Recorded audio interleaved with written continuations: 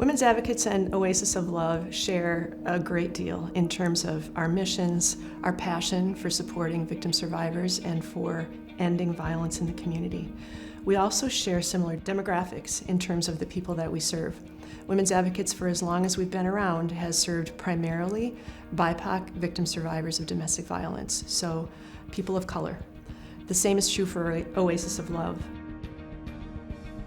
Oasis of Love is a crisis intervention center that supports men, women, and children that have been impacted by domestic violence and sexual assault. Our resources include housing, counseling, transportation, education, advocacy, job readiness, childcare, parenting and family counseling, just to name a few.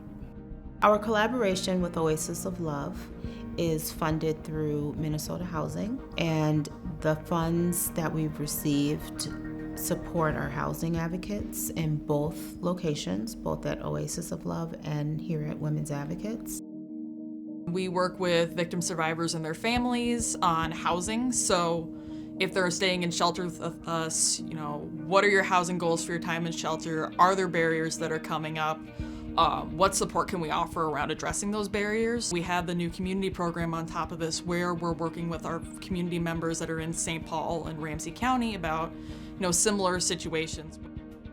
Working in the housing program, I've experienced eviction prevention, how to handle urgency versus emergency. So sending them to the right place where they will get the time and the care that they need first is very vital.